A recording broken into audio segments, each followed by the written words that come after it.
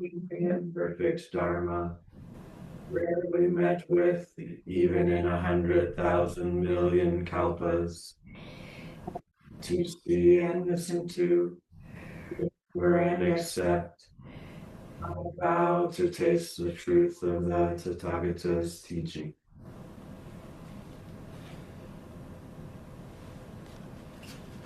Brief note about the spirit and practice of Dharma.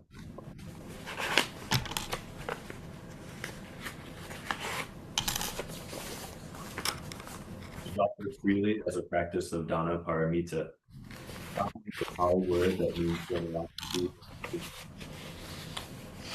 Done without an expectation of getting something in return. Other ways to practice Dana.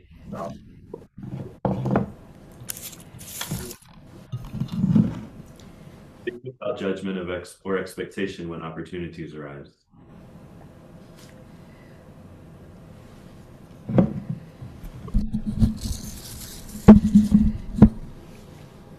Rev Eido is offering her time and practice with us this morning, and you can look in the chat to see how to share Dana with her. Rev Eido Phoebe Reinhart was ordained by and received transmission from Rev Shohaku Okumura. He participated in 2 3-month angos in Japan and is recognized by Soto Shu as Koku Fukyo. He recently retired after working for 50 years as a physical therapist. In Minneapolis, has 2 adult sons and 2 granddaughters. Thanks, Rev Eido. Thanks for being with us this morning. You're welcome. Can you hear me? Yes. Okay, thank you. I had a little trouble hearing you. It was like interrupted here and there. So, but if you can hear me, I guess that's all we need right now. The title of my talk is Nyoho, Tangible Thusness, Living in Accord with the Dharma. I'm affiliated with Sanshinji Zen community in Bloomington, Indiana, where Shohaku Okumura Roshi was the founder, and the current head teacher is Hokojan Karnagus. And starting in 2024, we started having a theme for the year. In 2024, it was lineage and legacy. In 2025, it was tangible thusness, the study of Nyoho, and a deep investigation of the teachings of Nyoho, or things done made in according to the Dharma. In 2026, our theme is Soto Zen. So what I want to talk about today is Nyoho, which can be translated as living in accord with the Dharma. Are any of you familiar with this word?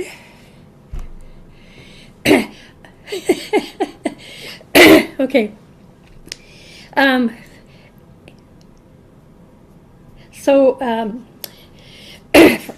So first, I'm just going to say a little bit more about it. Nyoho means like, or in accordance with, or in harmony with, or the same as. Tomoe Katagiri translated it as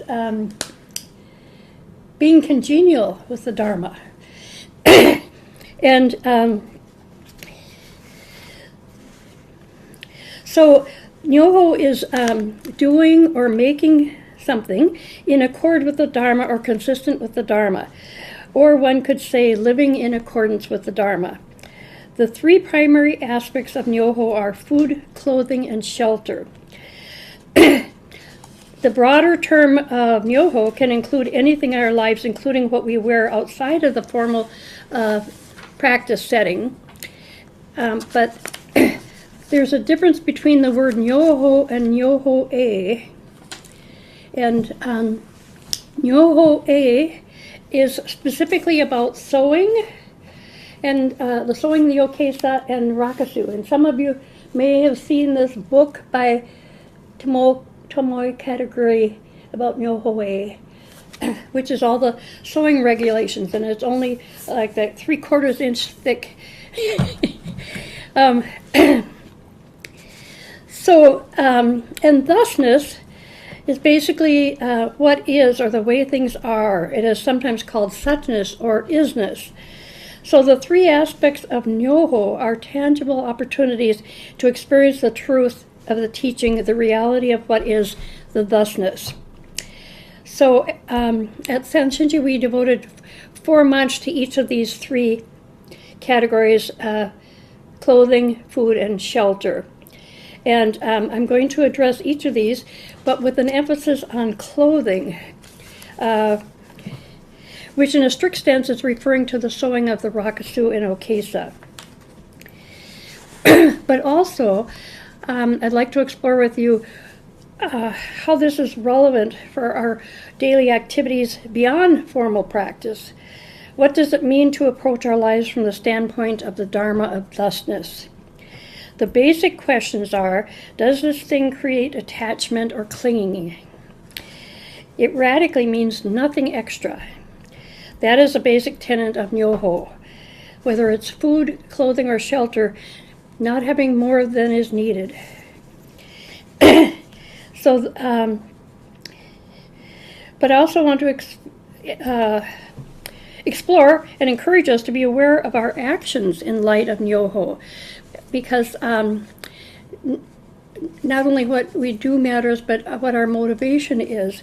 And the question here is it motivated by the Dharma?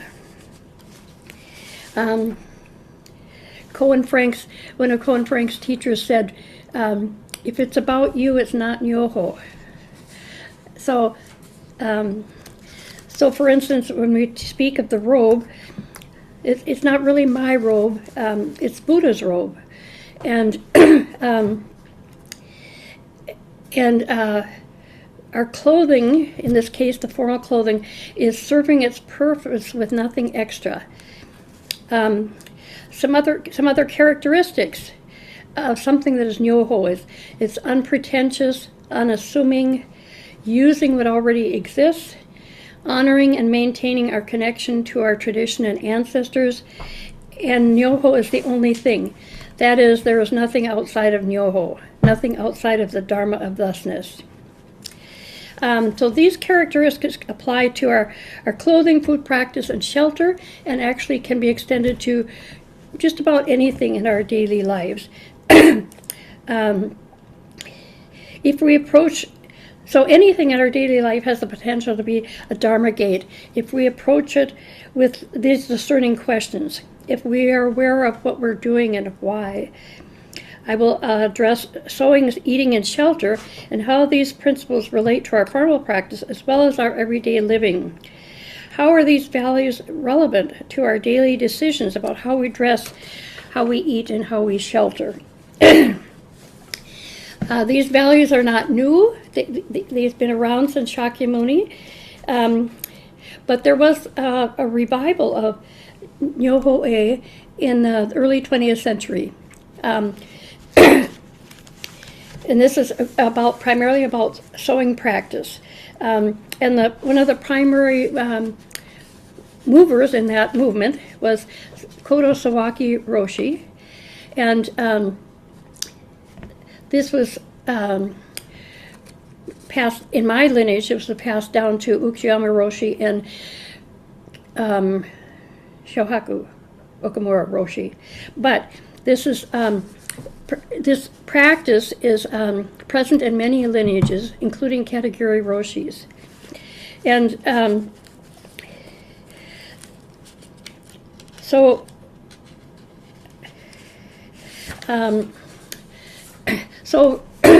Sawaki Roshi wanted to go back to sort of the beginning, the origins of the okesa and the values that were intended with this garment.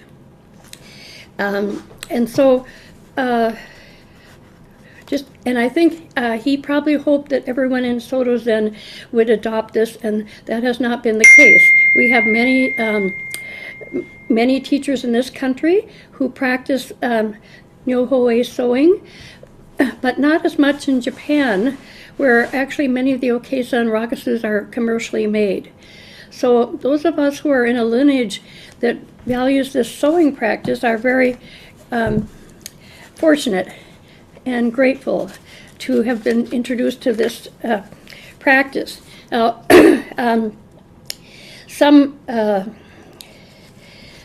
let's see. The person who first introduced this practice to San Francisco Zen Center was Yoshida Roshi, who was a disciple of Kodo Sawaki Roshi's. She then transmitted this practice to Zen K. Blanche Hartman, and it was transmitted to others, including Tomoe Katagiri. So now there are quite a few sewing teachers in this country who follow the teachings of Nyoho sewing of Okesa and Rakusu. Dogen said that we should know that the Kesa is the body and mind of Buddha. It's not mine. Once I don the robe, it is Buddha's robe. That is Nyoho, or the same as, not just similar, not just a symbol, but it actually is Buddha's robe. There are three primary kinds of Okesa. The 5-row, which is blue and is now usually represented by the Rakusu. The 7-row, which is black and is usually worn by novices.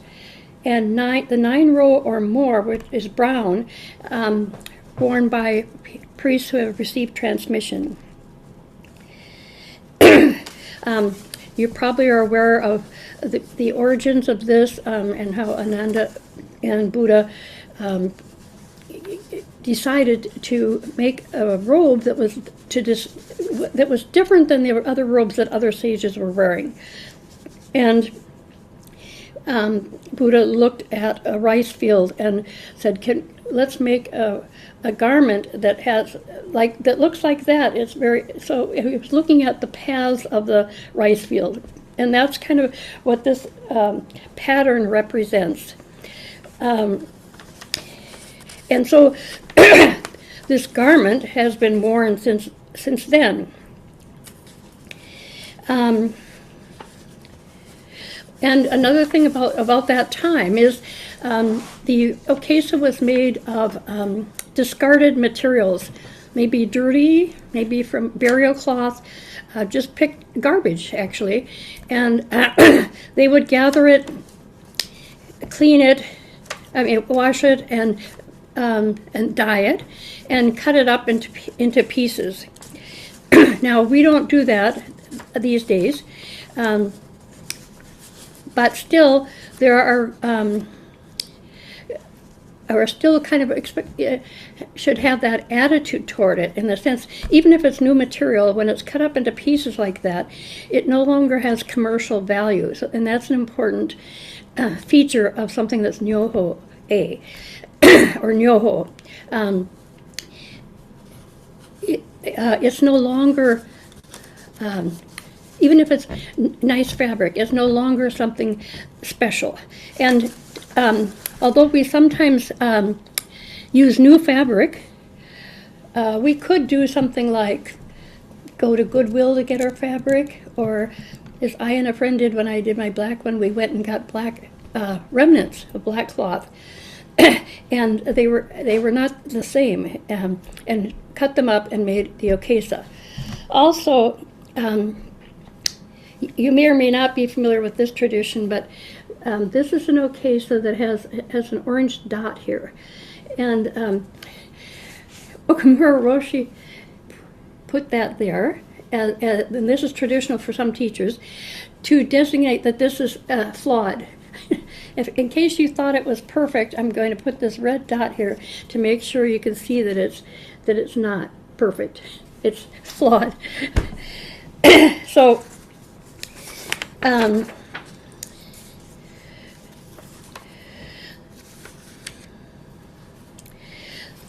our mission in the Nyoho tradition is to accurately preserve, embody, and transmit Kodo Sawaki's teaching about sewing and encountering Buddha's robe, which includes also how to wear it, how to take care of it.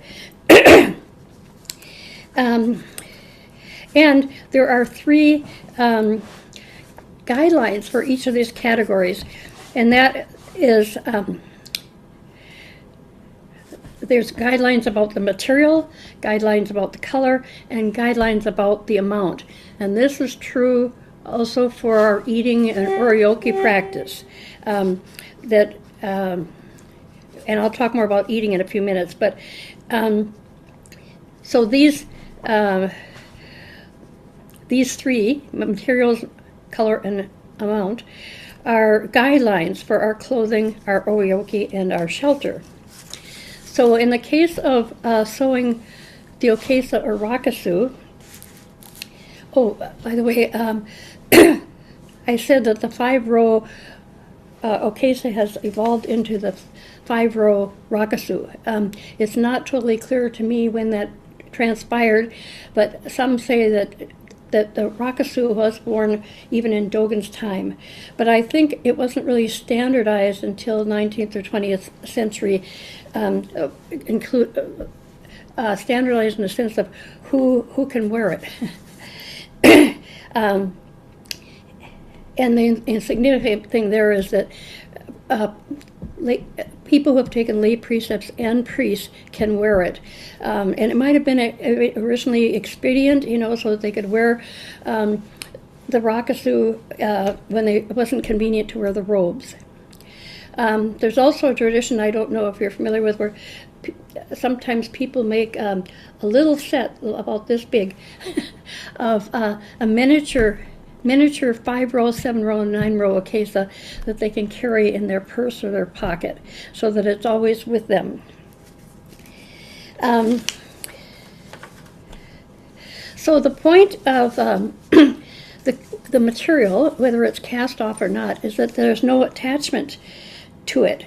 And nowadays, it also means these material is often natural, like cotton, and more importantly is that the color is broken or blended, no primary colors. We don't have yellow, red, green, blue, at least not light blue. We have dark blue. But these are considered sort of blended colors, not the primary colors. And the size, the okesa, there's actually a traditional way of measuring the okesa to fit a particular person, but the rakusu is a pretty standard size for everyone. And so some important things about wearing these okesa, or the robe, and sewing are, when we sew, we take refuge with every stitch. Now, sometimes people quietly say the 3 refuges, or sometimes just one. A common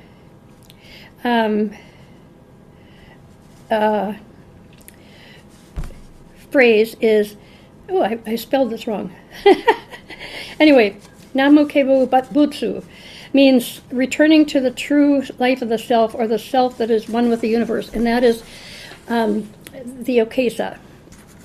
And there are some rules, like we give sort of a reverence and respect to this garment, like we hold it with 2 hands. We don't carry it when we're carrying a lot of other things. We don't put it under anything. It's always on top, which also means we don't wear it underneath our outside clothing. Like if we're going to the zendo, we don't put on the rakusu and then our coat and go to the zendo.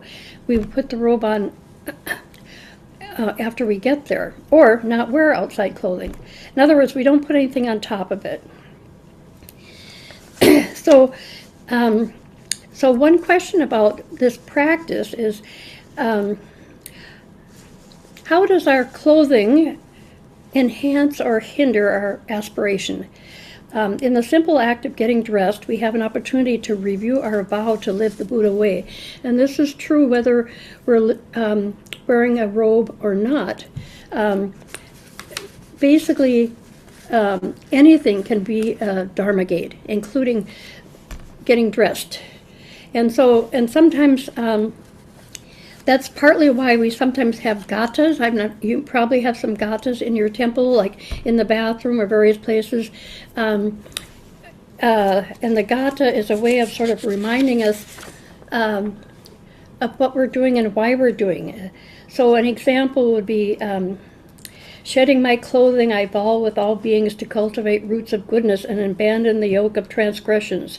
Or I will vow with all beings to wear the foundations of goodness and have a sense of humility and conscience.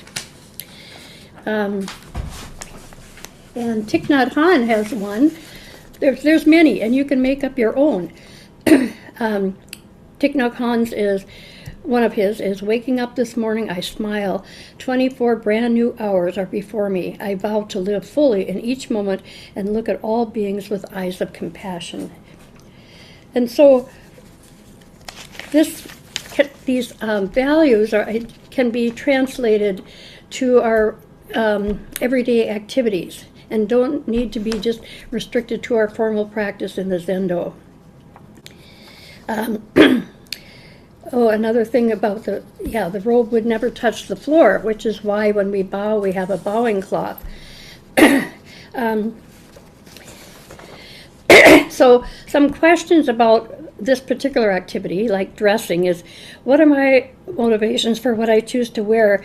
What am I communicating? What am I manifesting? We are told that our clothes should not be ostentatious, should not promote pride or attachment. So I want to tell a couple of stories about that. So a person can, with robes or not, you might want to give a certain impression. And basically, if it's about you, it's not Nyoho. So how do we look at this, and how do we incorporate this into our day-to-day life? One example of how we attribute motivation sometimes to other people is when I was in Japan, there was a young monk who, he was one of our teachers actually, and he wore a very patched old koromo and okesa. And there was some mumbling about whether he was trying to give the impression of being humble. In other words, so he was criticized by some people, and people thinking they know why he's dressed like this. Anyway, this came to his attention, and he decided to say something publicly. And he said that this koromo and okesa belonged to his father, who was his teacher, and he wore it to honor him. It was very simple, but it was very sweet. And then everybody understood. But we need to remember that we don't necessarily know. So, and we don't need to know what someone else's motivation is. It's sort of not our business. In my own life, I was in a Catholic monastery for a year, and it was a very great experience because I had very little. I think it was before, I hadn't taken vows yet, so I had to wear my own clothes, but that meant I had 2 dresses, one for summer and one for winter. And it was quite freeing not to own anything. But there were some issues. I'm trying to think what I was trying to say here. So the sisters, they just wore brown dresses at this time. They didn't really have a habit, but they did wear veils. And they rarely went out because this was a cloistered community. But when they did go out, there was some division amongst the sisters about whether they should wear their veil or not.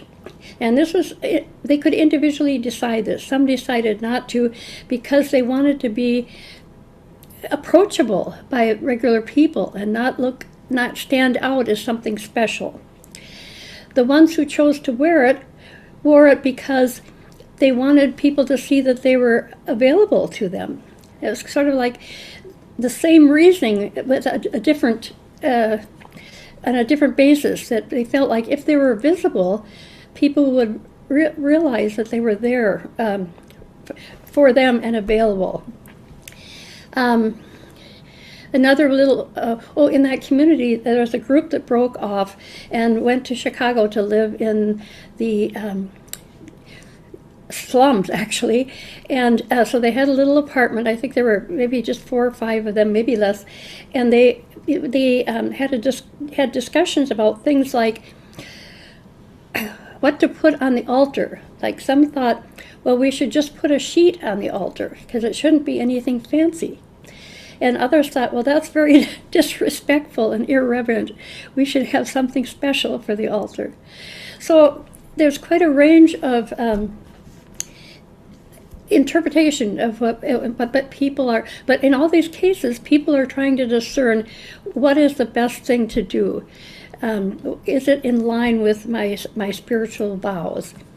And in my own life, when I left the monastery, the Catholic monastery, I took with me, one of the sisters gave me her old habit, which was basically just a long brown dress from the neck to the floor. And I had this vision of me wearing this in my regular life. Well, that vision didn't last very long because it was uncomfortable, well, also, it's kind of like the veil, people see you like that and they expect something from you.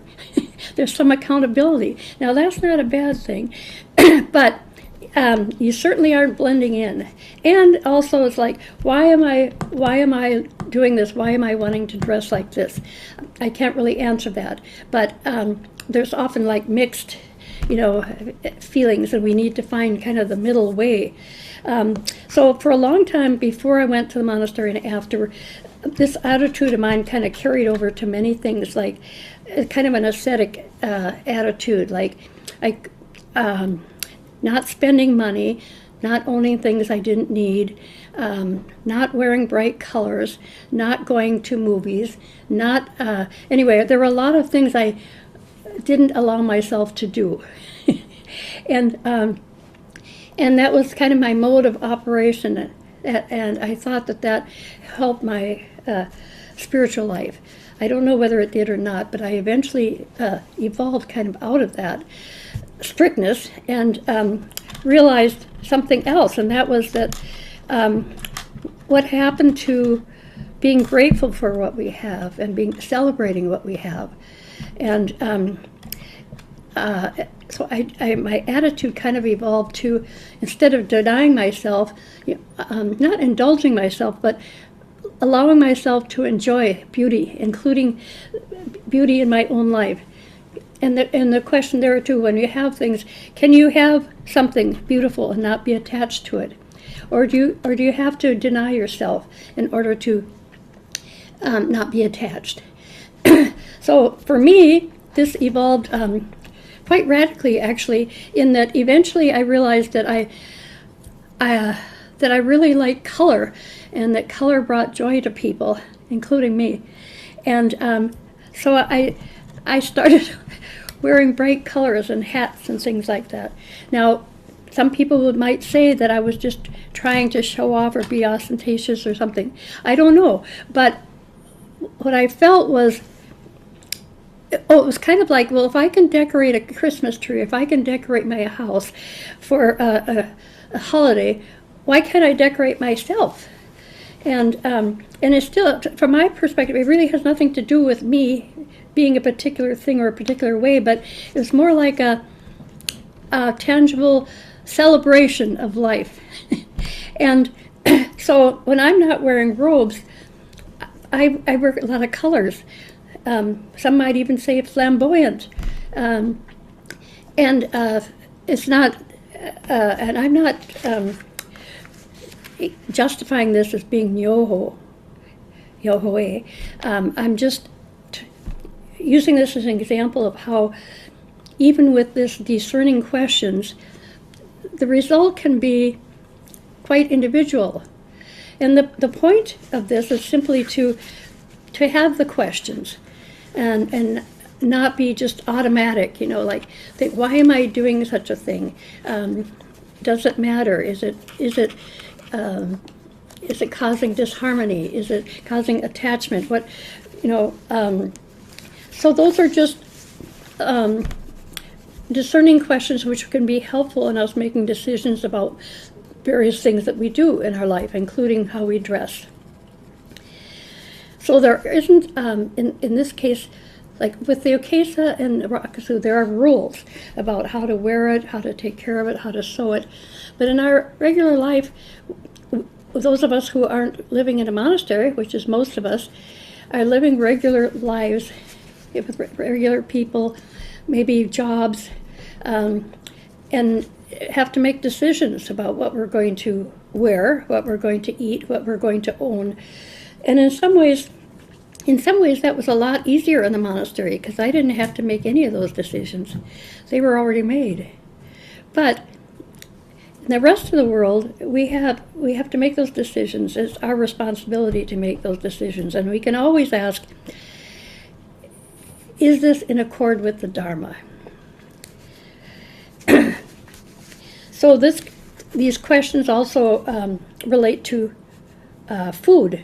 So in the category of food, there also are these three categories of material, color, and amount. But the Dharma of food, besides our formal eating, like with oryoki, where there are rules, that the Dharma food can also include gathering ingredients, cooking, serving, eating, asking where did the food come from, does the source and process comply with right livelihood, is it wholesome and beneficial, was it obtained in a wholesome way. These questions can be used to discern whether our food practice is Nyoho. But I don't mean to say that we should never eat something like pizza and beer. It's just primarily what I'm saying is to cultivate an awareness of these values.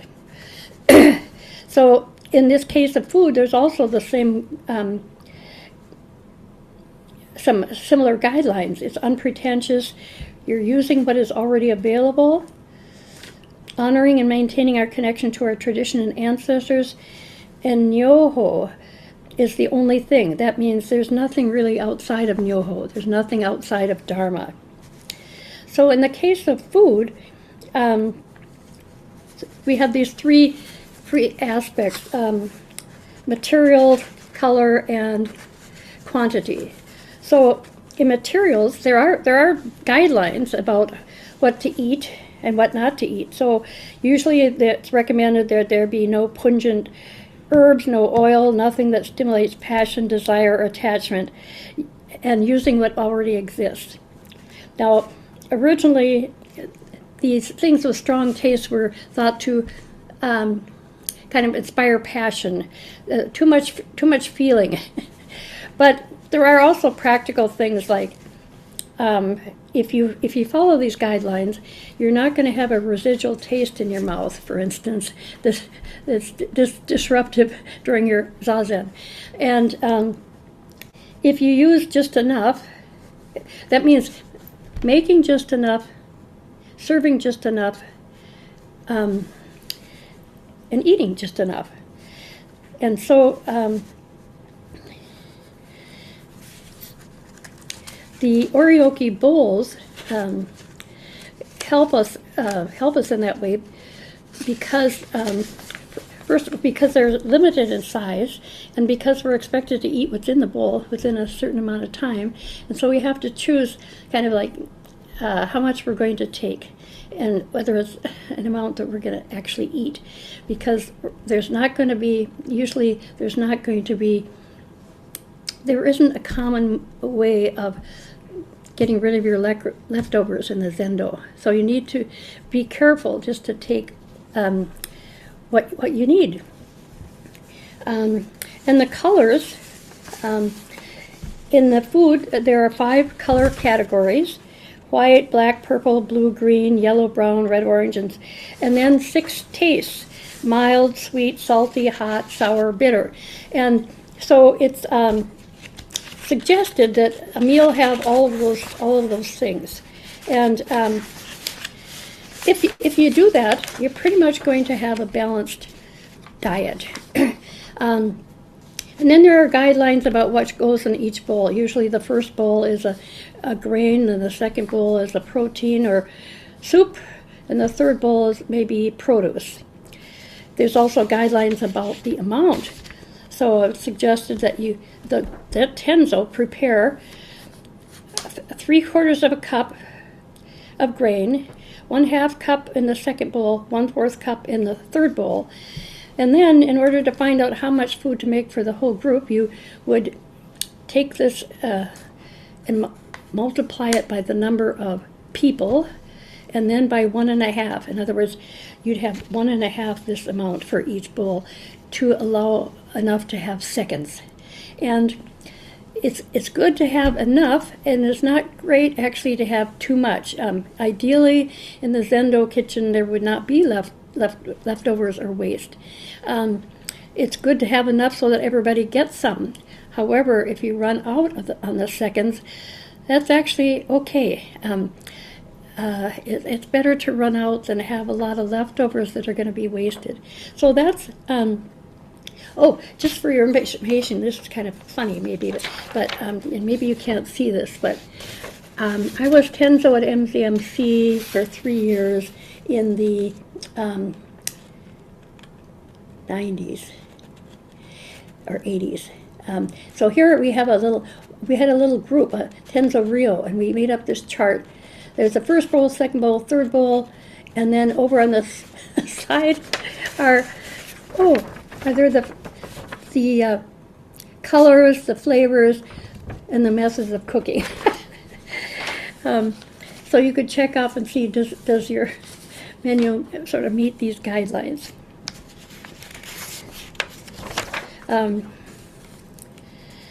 So the other guidelines are the food should be nutritious, not extravagant, cost-effective, considering using seasonal foods, and using what is available is important. Try not to create garbage. Be good stewards of what is offered to us.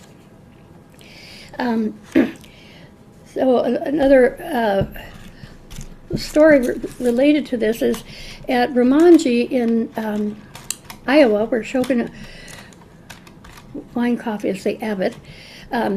They have a garden there, and they often have a big, quite a quantity of maybe frozen foods and things on the shelves. And when he would ask someone to be the tenzo, sometimes the tenzo would come with their own list of what they wanted to make. And and that meant getting, groceries for all those things. And Shogun would try to convince people to please start with what we have, look at what we have, and then supplement it if you need to, with something else, which might require getting some groceries. But let's try to use what we have. And this is very hard for people, and it takes some imagination and creativity. So it was quite challenging. And the other thing about this is in the Zen community and in the monastery where I was, much of what we used, including food, was donated.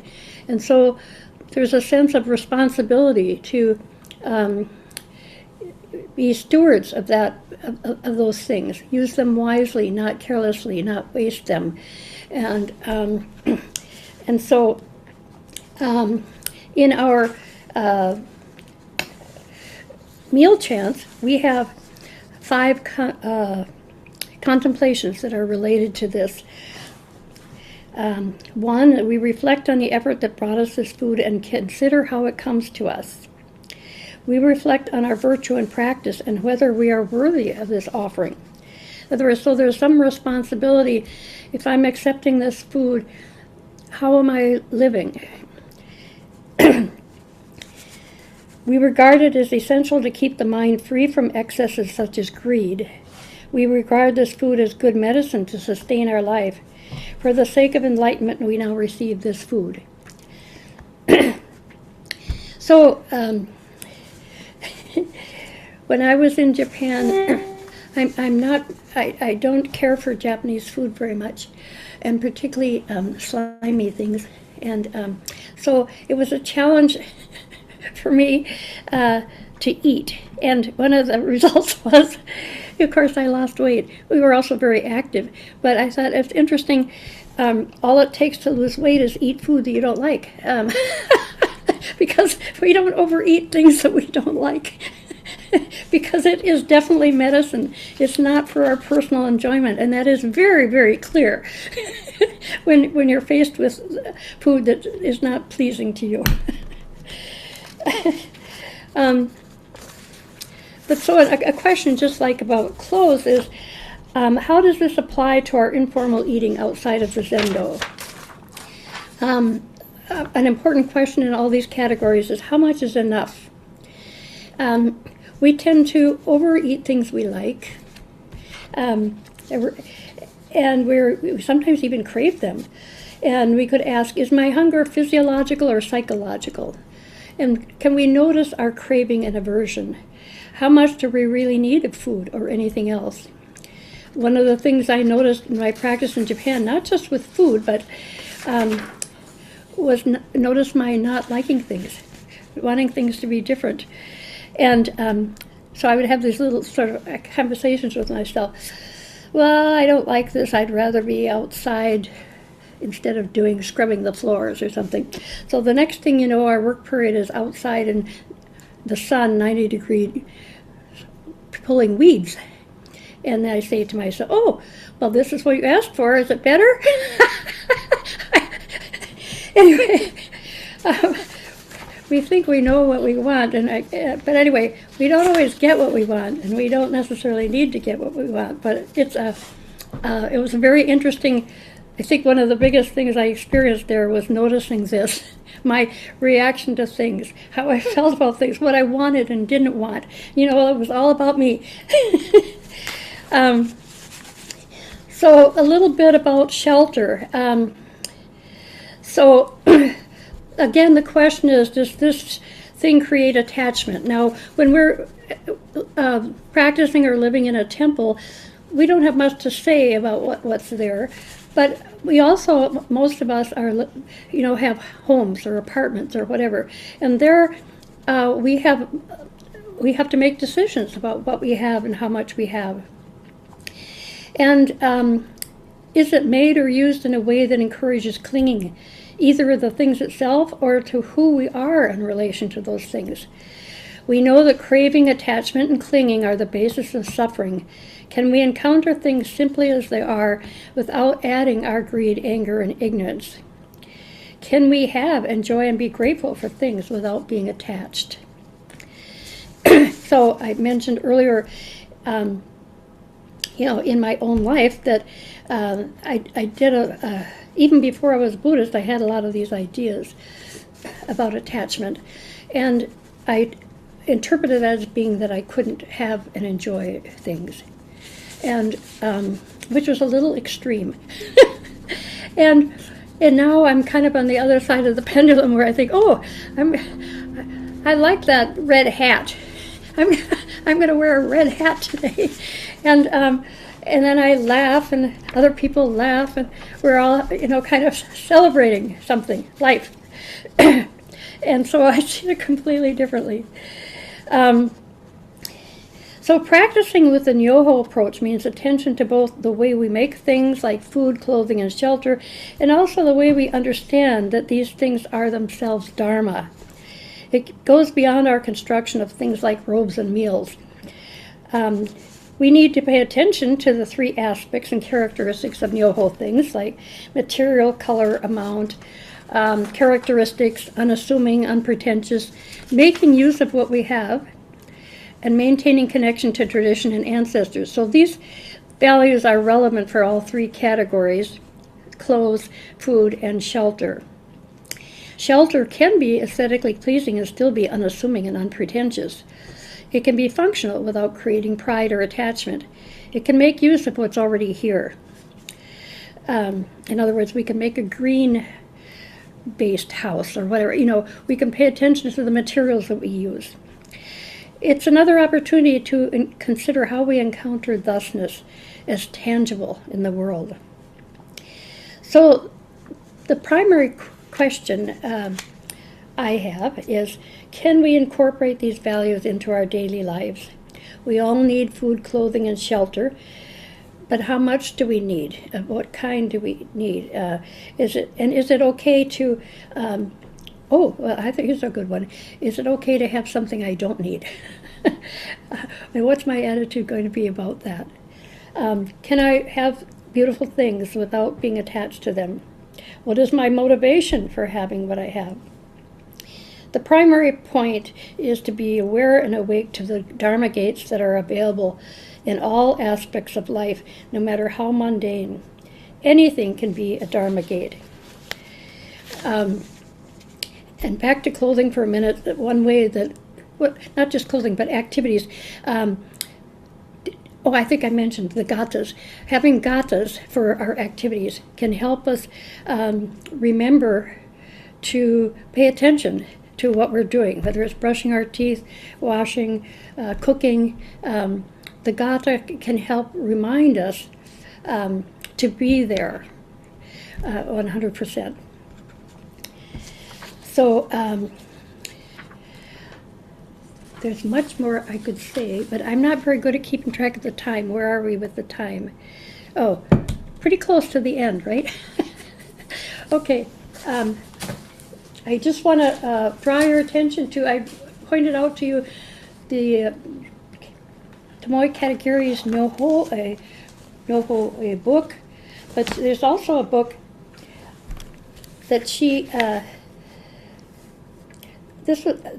made in was translated in 1986, and it's about Nyoho also. And it was written originally by Suga Narasaki Roshi, and then translated by Tomoe Katagiri. And anyway, it has a lot of interesting things in it, as does the other book about Nyoho and what it means. And another book I wanted to show you is, I can't find it. Well, there's another book. Anyway, here it is. This is a book, a collection of quotes and commentaries, forward by Mel Weissman and Zenki Blanc Hartman. And basically this is a book about Buddha's robe, sewing Buddha's robe. I'm just mentioning this because in case you want to get these, and Tejo may have all these there someplace. Also, most of the things that I talked about today are available in more depth on the Samshinji website. There's talks about each of those subjects. There's articles written, and part of the results of our study of these things. Remember, we spent 4 months on each of those topics: clothing, food, and shelter. So there's a lot more that could be said, and that's a resource if you're interested in pursuing that. And this book also, Buddha's Robe is Sewn. I think there was something I was going to read to you in here, but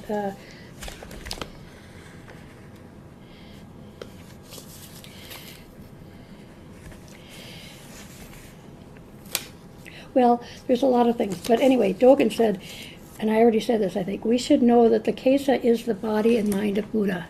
It's not just a symbol, and it's not mine. And I would suggest that we end with the robe chant in whatever translation you use. Great robe of liberation. And are you joining me? And did it. Wearing the Tathagata's teaching. We vow to free all beings. We vow to free all beings.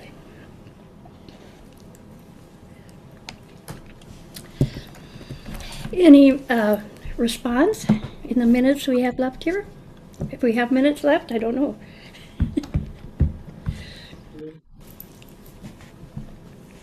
Can you hear me?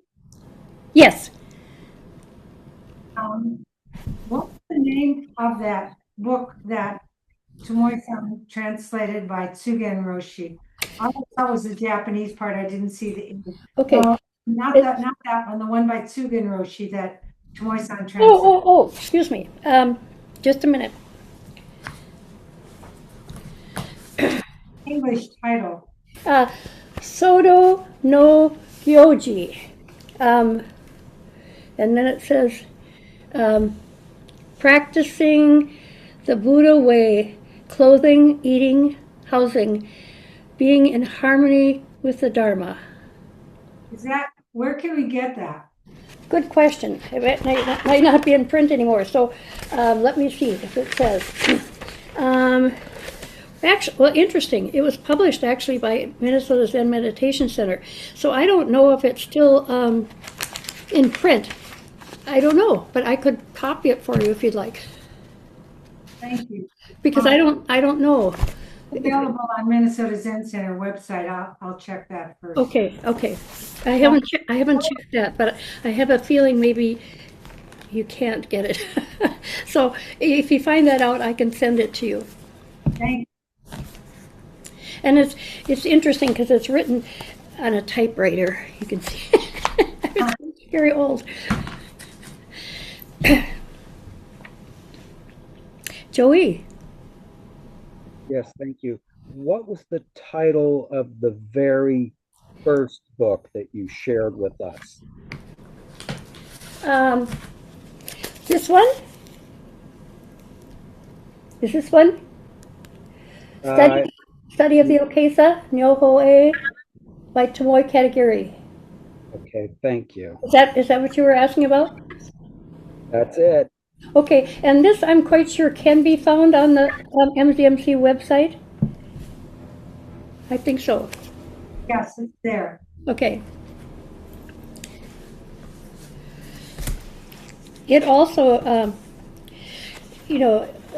was originally, I don't know when it was originally written, but it was last edited in 2001. Or maybe it's more recent copies than that, I don't know. But the one I have, the most recent is 2001.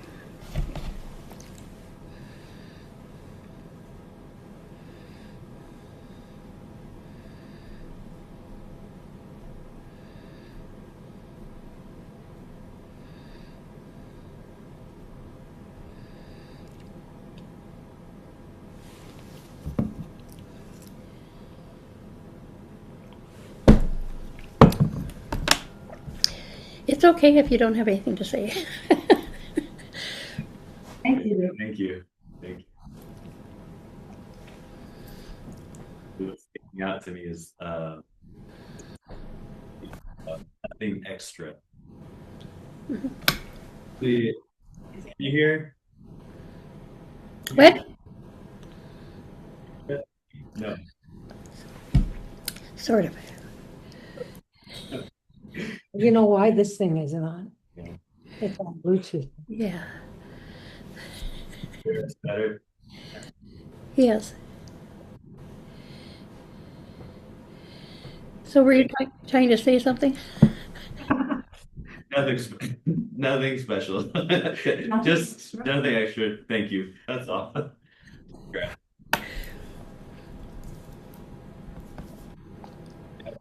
We'll give back the merit, and then I'll go over some announcements. Practice. Merit of his practice. All being. All beings.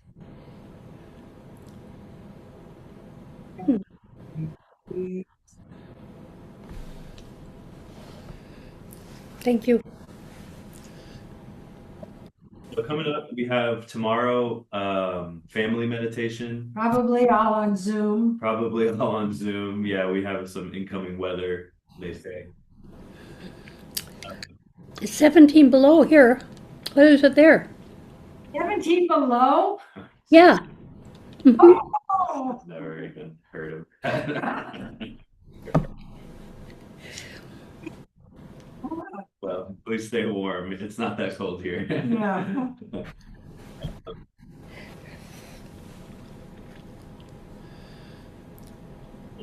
Gathering both in person and online. February 13th to the 15th.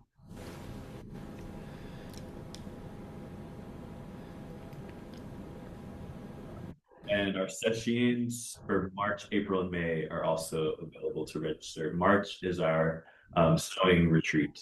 So if you'd like to receive the precepts, the 16 Bodhisattva precepts on Soto Rakusu, retreat in person only. I have Reverend Savannah Amata.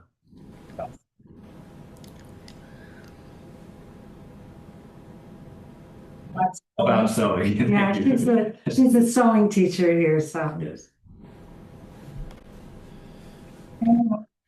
Sunday, I think even if we come in on Zoom, we're talking about repeats.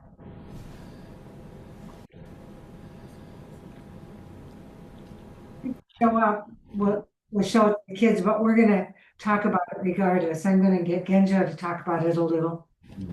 Because both of us went and walked with the monks.